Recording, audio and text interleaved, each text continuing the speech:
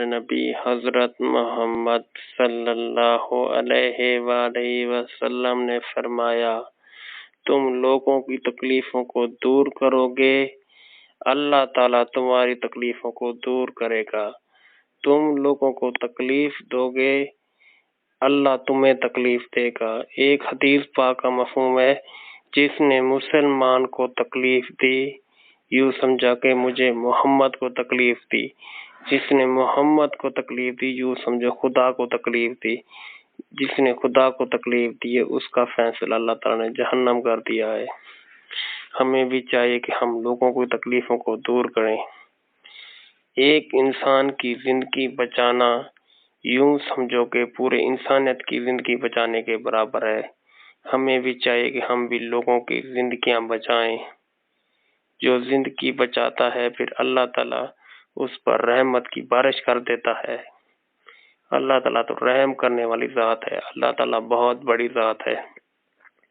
ہر وقت اللہ تعالیٰ کے سامنے تم جھک جاؤ، اللہ تعالیٰ کے سامنے تم جھک جاؤ، اللہ تعالیٰ پوری کائنات کو تمہارے قدموں میں جھکا دے گا۔ جو شخص کسی کے عیب چھپاتا ہے اللہ تعالیٰ اس کے عیب چھپاتا ہے، جو کسی کے عیب ظاہر کرتا ہے اللہ تعالیٰ اس کے عیب ظاہر کرتا ہے۔ ہمیں بھی چاہیے کہ ہم لوگوں کے گلے کرتے ہیں، گلہ کرنا بہت بڑا گناہ ہے۔ ہمیں بھی چاہیے کہ ہم لوگوں کے گلے نہ کریں، لوگوں کو کینہ نہ کریں، لوگوں کے لیے سینے میں ہم بغض پیدا نہ کریں، لوگوں کو سینے میں جو ہے نا محبت پیدا کریں۔ ہمارے پیارے نبی حضرت محمد صلی اللہ علیہ وآلہ وسلم کے سامنے ایک صحابی آتا ہے، صحابی کہتا ہے السلام علیکم۔ ہمارے پیارے نبی حضرت محمد صلی اللہ علیہ وسلم نے جواب دیا اور کہا کہ اسے 10 نیکیاں مل گئی۔ تھوڑی دیر بعد دوسرا صحابی آتا ہے، وہ کہتا ہے السلام علیکم رحمت اللہ۔ یہاں تک پڑھا ہمارے پیارے نبی حضرت محمد صلی اللہ علیہ وآلہ وسلم نے فرمایا اس کو جو ہے نا اللہ تعالیٰ نے 20 نیکیاں عطا کی ہیں۔ اور ایک صحابی آتا ہے ہمارے پیارے نبی حضرت محمد صلی اللہ علیہ وسلم کے سامنے آ کر کہتا ہے السلام علیکم رحمت اللہ برکاتہ۔ ہمارے پیارے نبی حضرت محمد صلی اللہ علیہ وآلہ وسلم نے فرمایا اس کو جو ہے نا اللہ تعالیٰ نے 30 نیکیاں دے دی۔ ہمیں بھی چاہیے کہ ہم بھی سلام کریں۔ سلام کرنے سے آپس میں محبت بڑھتی ہے، آپس میں اخلاق بڑھتا ہے۔ جو سلام کرتا ہے اس پر اللہ کی رحمتیں چھا جاتی ہیں۔ اس سلام کرنے سے گناہ معاف ہوتے ہیں، درجے بلند ہوتے ہیں، آپس میں محبت پیدا ہوتی ہے۔ ہمیں بھی چاہیے کہ ہم بھی سلام کریں۔ سلام کرنے کے بڑے فائدے ہیں۔ جو لوگ سلام کرتے تھے اس دنیا میں بھی کامیاب ہو گئے، آخرت میں بھی کامیاب ہو گئے، کیونکہ سلام کرنے سے انسان نیک بن جاتا ہے۔ جو نیک بن جاتا ہے وہ اللہ تعالیٰ کو پسند آ جاتا ہے۔ جو اللہ تعالیٰ کو پسند آ گیا اللہ تعالیٰ اسے جنت الفردوس عطا کرتا ہے۔ ہمیں بھی چاہیے کہ ہم دوستوں کو، بھائیوں کو، امی کو، ابو کو، گھر والوں کو سلام کریں، سلام میں چہل پہل کریں۔ سلام کرنے کے بہت زیادہ اجر ہے، اللہ تعالیٰ اسے اجر عظیم ادا کرتا ہے جو سلام کرتا ہے۔ ہمارے پیارے نبی حضرت محمد صلی اللہ علیہ وسلم نے فرمایا جو آدمی سواری پر سوار ہو وہ چلنے والے آدمی کو سلام کرے، جو چل رہا وہ کھڑے والے کو سلام کرے، جو کھڑا ہو وہ بیٹھے کو سلام کرے، جو بیٹھا ہے سوئے ہوئے کو سلام کرے۔ یہ عالم لوگوں سے جا کر پوچھو اس کا کیا مطلب ہوتا ہے، وہ آپ کو بتائیں گے سلام کرنے کے کتنے بڑے فائدے ہیں۔ جب کوئی مسلمان السلام علیکم رحمت اللہ برکاتہ کہتا ہے تو اس کو 30 نیکیاں ملتی ہیں۔ جو جواب دیتا ہے وعلیکم السلام رحمۃ اللہ برکاتہ، اس کو بھی 30 نیکیاں ملتی ہیں۔ 30 نیکیاں اس کو مل گئی، 30 نیکیاں اس کو مل گئی، 60 نیکیاں مل گئی۔ لگتا صرف 30 سیکنڈ اس کے لگتے ہیں، 30 سیکنڈ اس کے لگتے ہیں، کام صرف 1 منٹ کا، دونوں کو ثواب مل گیا۔ ایسا کوئی عمل ہے جو دونوں کو ثواب مل جائے؟ اگر ہم پیارے نبی حضرت محمد صلی اللہ علیہ وسلم کے طریقے پر جو ہے نا کھانا کھائیں گے، پھر ہمیں ثواب ملے گا۔ اللہ تعالیٰ نے فرمایا حلال کھاؤ، حرام مت کھاؤ۔ ہمارے پیارے نبی حضرت محمد صلی اللہ علیہ وسلم نے فرمایا دائیں ہاتھ سے کھانا کھاؤ، زمین پر بیٹھ کر کھانا کھاؤ، دسترخوان پر کھانا رکھ کر ہاتھ کو دھو کر پھر کھانا کھاؤ۔ ہمارے پیارے نبی حضرت محمد صلی اللہ علیہ وسلم نے فرمایا اس کے درمیان میں جو ہے نا کھانے کو نہیں کھانا چاہیے، ایک کنارے سے کھانا چاہیے۔ جب کھانا کھا لیں تو پھر الحمدللہ کہنا چاہیے۔ پھر جو ہے نا یہ کھانا جو کھاتا ہے اللہ تعالیٰ سے ثواب ادا کرتا ہے، اجر عظیم ادا کرتا ہے۔ پانی پینے کے یوں ہمارے پیارے نبی حضرت محمد صلی اللہ علیہ وسلم نے طریقہ بتایا۔ پانی کو جو ہے نا سجے ہاتھ گلاس پکڑو، پانی کو دیکھ کر پیو، پانی کو جب پی لو تو پھر الحمدللہ پڑھو۔ یہ پانی پیئیں گے پھر ہمیں نیکی ملے گی، کھانا کھائیں گے پھر ہمیں نیکی ملے گی۔ اور ایک حدیث پاک میں مفہوم ہے، ایک کمرہ ہے، اس میں ایک انسان نے روشن دان بنایا، وہ اس کی سوچ تھی اس میں جو ہے نا اذان کی آواز آئے گی، جب اذان کی آواز اس میں آئے گی اس کو ثواب ملے گا، اجر ملے گا۔ اس میں ہوا بھی آئے گی، روشنی بھی آئے گی۔ اس نے بنایا ہوا کے لیے تھا، روشنی کے لیے تھا، لیکن اس کی نیت جو تھی وہ نیکی کی تھی، اس لیے اسے ثواب ملے گا۔ اعمال کا دار و مدار نیت پر ہوتا ہے، جس کی نیت خالص اس کے اعمال خالص، جس کی نیت میں فالٹ یوں سمجھو اس کے اعمال میں فالٹ، جس کے اعمال مضبوط اس کا ایمان مضبوط، جس کے اعمال کمزور ہو گئے یوں سمجھو ایمان کمزور ہو گیا۔ جس آدمی کا ایمان ہوگا وہ جنت میں داخل ہوگا، جس کا ایمان نہیں ہوگا وہ جو ہے نا جہنم میں جائے گا۔ ہمیں بھی چاہیے کہ ہم نیک اعمال کریں۔ ایک گنہگار بندہ جب توبہ کرتا ہے، حدیث پاک میں آتا ہے مشرق سے لا کر مغرب تک جتنے بھی قبر گستان ہیں اللہ تعالیٰ 40 دنوں کے لیے عذاب ہٹا لیتا ہے۔ ہمیں بھی جو ہے نا اللہ سے توبہ کرنا چاہیے۔ جو اللہ سے توبہ کرتا ہے اللہ تعالیٰ اسے کامیاب کر دیتا ہے۔ توبہ کرنے والے جو ہے نا اللہ تعالیٰ کو بڑے پسند ہیں۔ ہمیں بھی چاہیے کہ ہم بھی توبہ کر لیں گناہوں سے، جو ہے نا نیک کام کی توفیق کریں۔ جو انسان نماز پڑھتا ہے اللہ تعالیٰ اس کے بھی درجے بلند کر دیتا ہے۔ نماز میں ہمارے پیارے نبی حضرت محمد صلی اللہ علیہ وسلم نے فرمایا شفا ہے۔ ہمارے پیارے نبی حضرت محمد صلی اللہ علیہ وسلم نے فرمایا نماز میری آنکھوں کی ٹھنڈک ہے۔ نماز ہمیں پڑھنی چاہیے، نماز کے بہت زیادہ اجر ملتا ہے۔ ہمارے پیارے نبی حضرت محمد صلی اللہ علیہ وسلم کا صحابی ہے، وہ پیٹ کے پر سویا ہوا تھا۔ ہمارے پیارے نبی حضرت محمد صلی اللہ علیہ وسلم نے دیکھا پیٹ کے پر وہ جب سویا ہوا تھا، کہا تو کیا ہے؟ اس نے کہا مجھے پیٹ میں درد ہے۔ ہمارے پیارے نبی حضرت محمد صلی اللہ علیہ وسلم نے فرمایا چل اٹھ نماز پڑھ۔ اس نے نماز پڑھی اور اس کا پیٹ کا درد ختم ہو گیا۔ ثابت یہ ہو گیا کہ نماز میں شفا ہے، کیونکہ نماز اللہ تعالیٰ کا حکم ہے۔ حضرت محمد صلی اللہ علیہ وسلم نے پڑھ کے بتایا ہے جب اللہ کا حکم نبی صحیح کا طریقہ ملے گا پھر نماز قبول ہوگی۔ اگر تمہارا سجدہ ہمارے پیارے نبی حضرت محمد صلی اللہ علیہ وآلہ وسلم کے مطابق ہے تو پھر جو ہے نا نماز قبول ہوگی۔ اوروں کے طریقے پر اگر تمہارا سجدہ ہے پھر نماز تمہاری قبول نہیں ہوگی۔ ہمارے پیارے نبی حضرت محمد صلی اللہ علیہ وسلم نے ایک صحابی کو کلمہ پڑھایا۔ وہ صحابی جو ہے نا وہ شراب پیا کرتا تھا، ہمارے پیارے نبی حضرت محمد صلی اللہ علیہ وسلم کے پیچھے آیا، نماز پڑھی، نماز پڑھ کر پھر وہ روانہ ہو گیا، پھر شراب پی، پھر آتا، پھر نماز پڑھتا، پھر چلا جاتا، شراب پیتا، پھر آتا، نماز پڑھتا، پھر چلا جاتا۔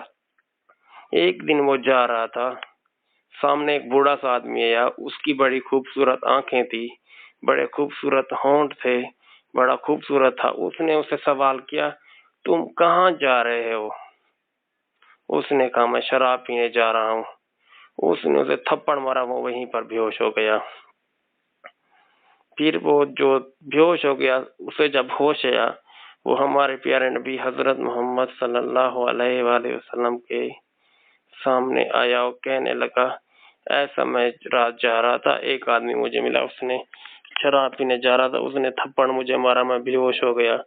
وہ کون تھا؟ ہمارے پیارے نبی حضرت محمد صلی اللہ علیہ وسلم نے فرمایا، نماز جو ہے تمہیں برائی سے روکتی ہے، تو پھر تم مجھ سے پوچھتے ہو، تو وہ نماز تھی جو انسان کی شکل میں بن کر آئی، تمہیں شراب والا عمل سے روکنے لگی، بد عمل شراب والا تھا نا، اس لیے روکنے چاہیے۔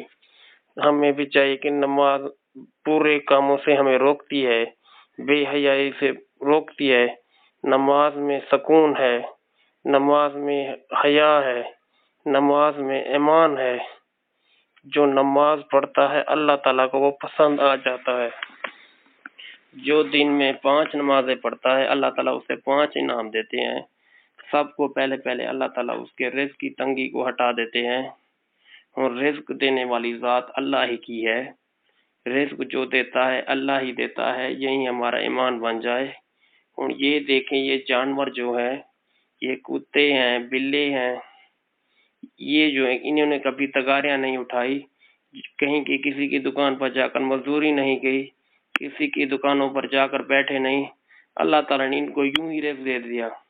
مسلمان یوں پاگل ہو گیا ہے، کبھی وہ دکانوں پر بیٹھا رہتا ہے، کبھی رزق کی تلاش میں ادھر بھاگتا ہے، کدھر ادھر بھاگتا ہے، اسے نماز کا کوئی پتہ نہیں، اذان ہوتی ہے کانوں میں، وہ دن رات کاروبار میں لگا رہتا ہے۔ ہمیں بھی چاہیے کہ ہم نماز کی طرف رجوع ہو جائیں، اللہ تعالیٰ ہمیں بہت زیادہ رزق دے گا۔ اللہ تعالیٰ جو ہے نا بہت بڑا رزق دینے والا ہے۔ حضرت موسیٰ علیہ السلام کا دور دیکھیں، ایک آدمی لکڑیاں کاٹ رہا تھا کہاڑے کے ساتھ۔ حضرت موسیٰ علیہ السلام وہاں سے جا رہے تھے، اس نے کہا کہ جو ہے نا یہ غریب آدمی ہے، ایک لکڑ آ رہا ہے، اسے میں ہیرا دے دوں، یہ مزے کرے۔ اس نے جا کر اسے موسیٰ علیہ السلام نے ہیرا دے دیا۔ اس نے کہا ہیرا مجھے مل گیا، مجھے کمائی کرنے کی ضرورت نہیں۔ وہ آگے چلنے کا لگا تو ایک اوپر سے آسمان سے ہل آئی، وہ اس ہیرے کو اٹھا کے لے گئی،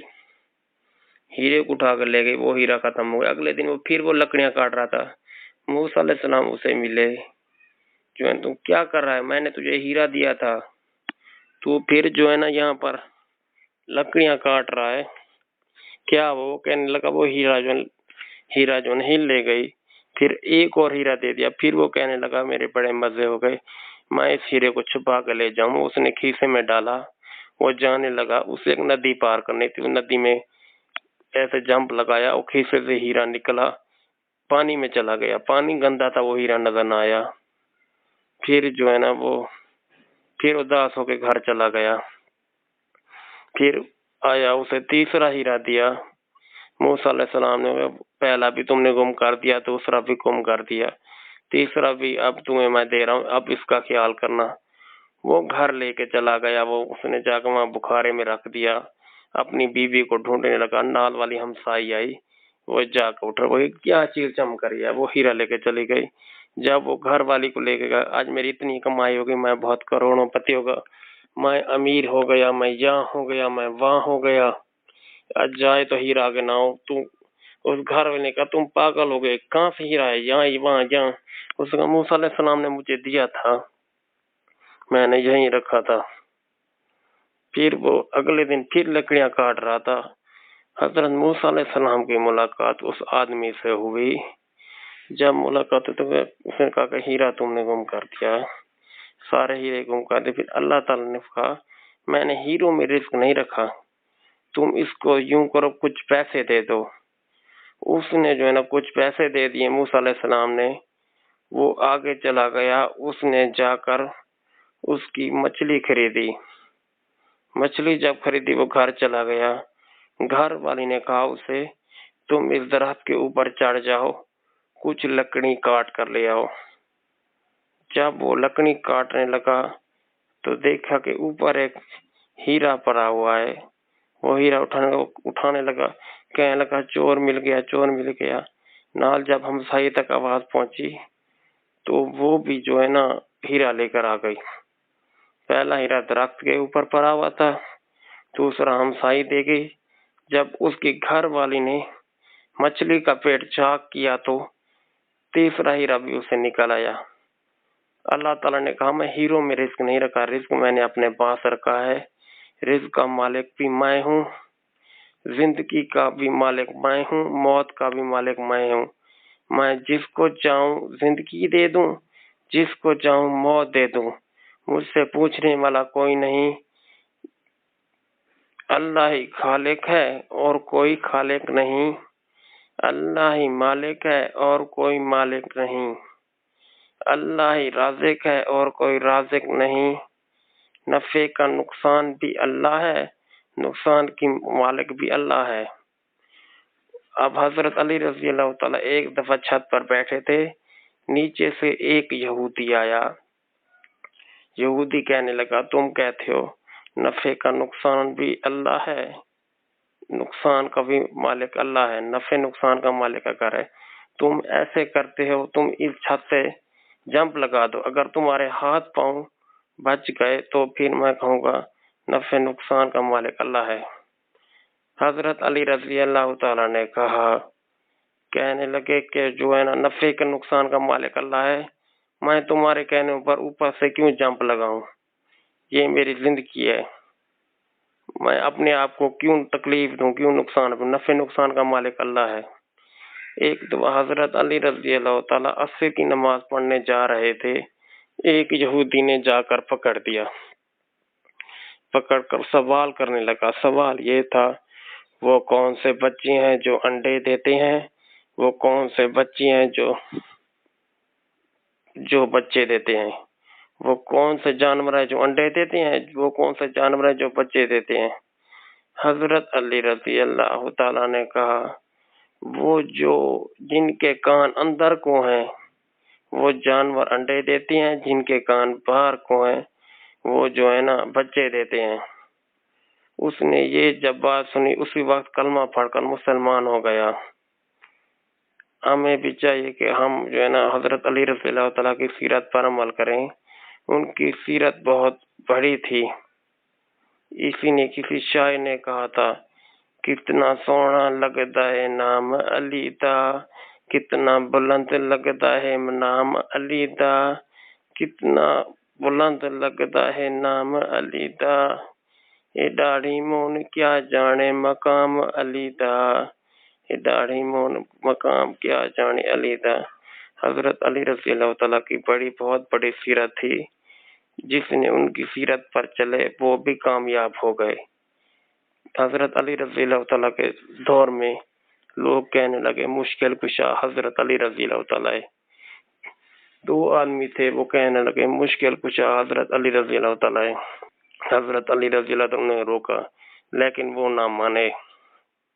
جب وہ نہ مانے پھر حضرت علی رضی اللہ تعالیٰ نے کہا آگ کا چیکھا جلاؤ، آگ کا چیکھا جلایا گیا، پھر اس میں جو ہے نا ان دو آدمیوں کو ڈال دیا۔ جب انہیں ڈالنے لگے پھر بھی کہنے لگے نفع جو ہے نا مشکل کشا حضرت علی رضی اللہ تعالیٰ ہے، لیکن وہ مر گئے۔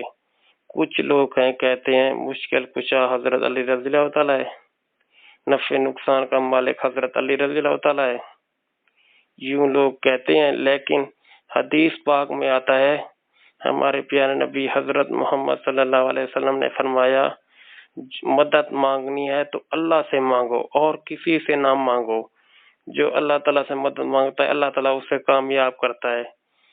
اللہ کے سوا کوئی چیخو پکار سننے والا نہیں، مدد جو اللہ سے مانگتا ہے اللہ تعالیٰ اسے کامیاب کر دیتا ہے۔ اللہ کے سوا اور کسی کو چیخو پکار کرو گے تم سیدھے جہنم میں چلے جاؤ گے۔ کوئی کہتا ہے یا غوث پاک مدد، کوئی کہتا ہے باب الحق مدد، کوئی کہتا ہے قبروں والے مدد، فلانا مدد، فلانا پیر مدد۔ یہاں مدد اللہ سے مانگنی چاہیے۔ جو اللہ سے مدد نہیں مانتے وہ سیدھے یہاں سے اٹھ کر سیدھا جہنم میں جا رہے ہیں۔ ہمیں بھی چاہیے کہ ہم اللہ سے مدد کریں، مدد مانگیں۔ آپ دیکھیں جتنے بھی رضوان اللہ اجمعین کی جماعت دیکھیں، وہ سب لوگ اللہ سے مدد مانگتے تھے، وہ قبروں والے سے مدد نہیں مانگتے تھے۔ اب لوگ کہتے ہیں اللہ کا پکڑا محمد چھڑائے، محمد کا پکڑا کوئی چھڑا کوئی نہیں سکتا۔ یہ عقیدہ لوگوں کا غلط ہے۔ مدد مانگنی ہے تو اللہ سے مانگے۔ ہمارے پیارے نبی حضرت محمد صلی اللہ علیہ وآلہ وسلم اللہ سے مدد مانگا کرتے تھے۔ ہمارے پیارے نبی حضرت محمد صلی اللہ علیہ وآلہ وسلم درخت کے نیچے سوئے ہوئے ہیں۔ ایک یہودی آیا، وہ دیکھا کہ ہمارے پیارے نبی حضرت محمد صلی اللہ علیہ وسلم سوئے ہوئے ہیں۔ اس نے جا کر درخت سے تلوار